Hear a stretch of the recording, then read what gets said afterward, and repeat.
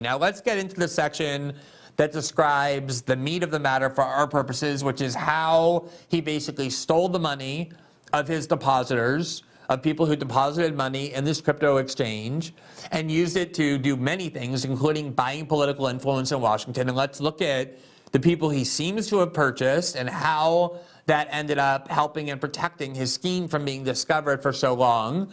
And there are a lot of victims here. There are people who lost their entire life savings, people who invested large sums of money in this cryptocurrency exchange, and that money is now gone. He gave it away. He bought luxury items with it, but he also gave it to politicians.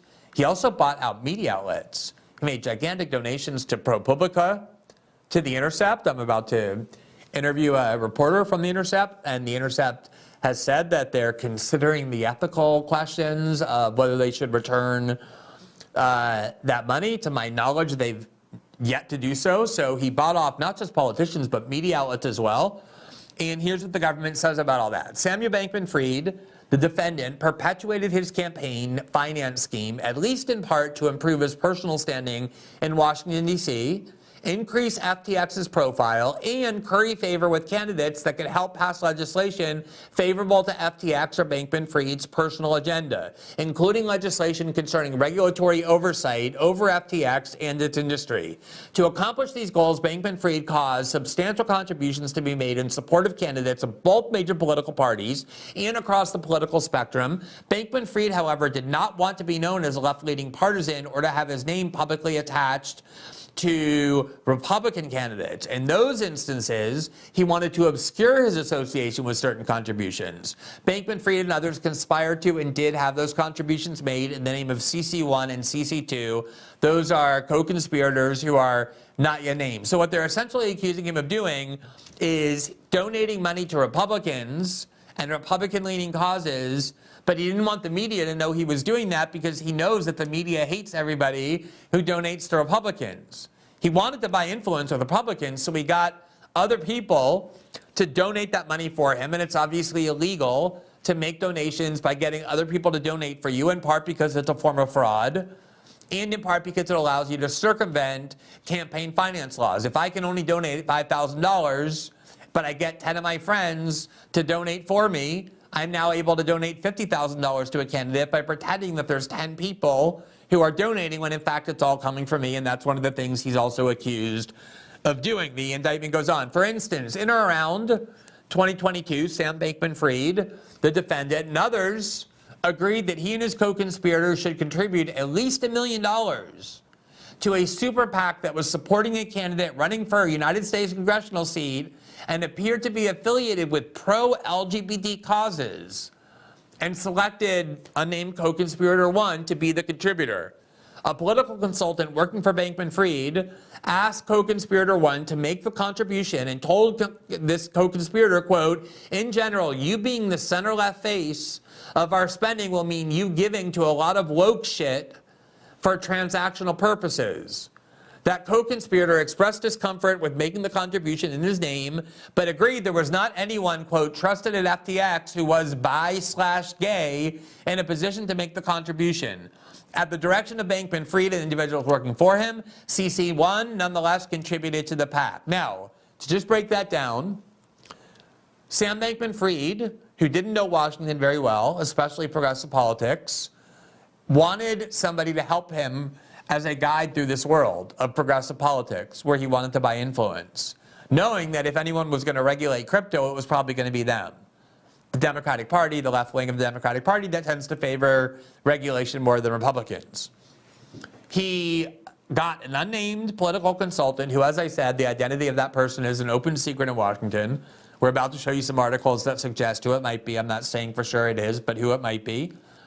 And that political strategist, who's known for a lot of things, including inventing the hashtag #AbolishICE, told him that if you want favorable coverage in Washington, the way to do that is by giving to progressive politicians and by donating to candidates associated with LGBTQ causes. Then you're woke, you have the halo of woke ideology around you, the media will love you, the Democratic Party will think that you're benevolent and that you don't need regulatory scrutiny.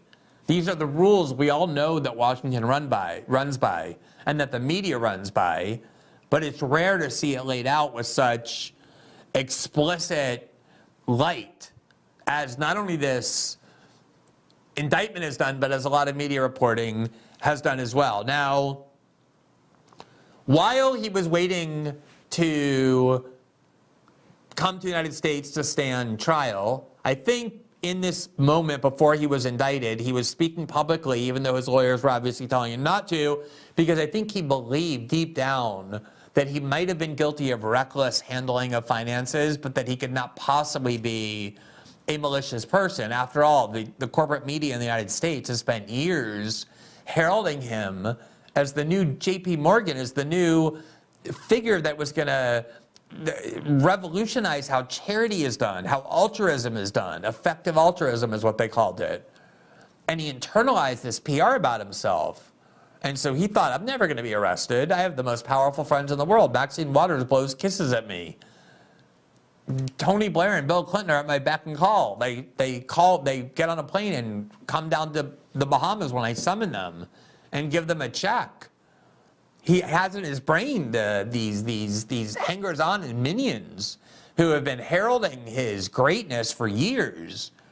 That's how reckless he was. He started talking to the media knowing that indictments were coming, the dumbest thing that you could do. And in the process of doing that, he spoke by Twitter DM to a reporter at Vox who published the key excerpts.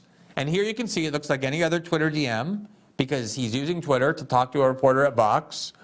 And it's really interesting what he ends up telling her. She says to him, so the ethics stuff, meaning all that stuff you were talking about, being an altruist, being a philanthropist, that was basically a front, she asked him. People will like you if you win and hate you if you lose, and that's all how it all really works. And he responds this way, yeah, I mean, that's not all of it, but it's a lot. The worst quadrant is sketchy plus lose. The best is win plus question mark. Clean and lose is bad but not terrible. So he's saying what I needed to do was win. And in order to win, I needed to build a positive PR image that the media in Washington would eat up. And then in the next exchange, this is where he explains exactly what he learned. She says, you were really good at talking about ethics for someone who kind of saw it all as a game with winners and losers, because he just admitted to her that the ethics branding was bullshit, that it was just a front. All that talk about effective altruism, he's saying the idea is to win, and that was just a tool to help us win. And so when she asked him, you were really good at talking about ethics, this is what he said, I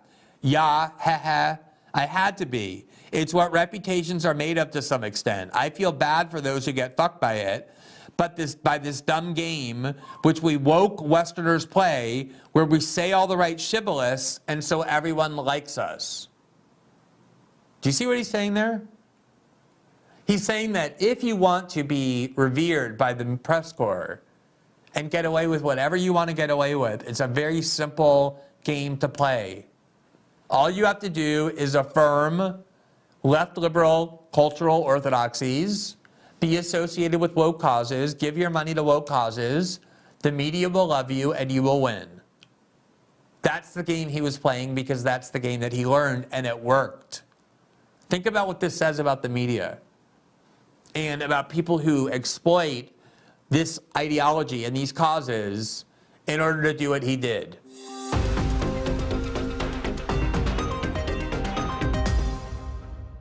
Thanks for watching this clip from System Update. Catch our full shows for free, live weekdays at 7 p.m. Eastern on Rumble, and join our locals community at greenwald.locals.com for all of my written journalism, exclusive after-show Q&As, and more.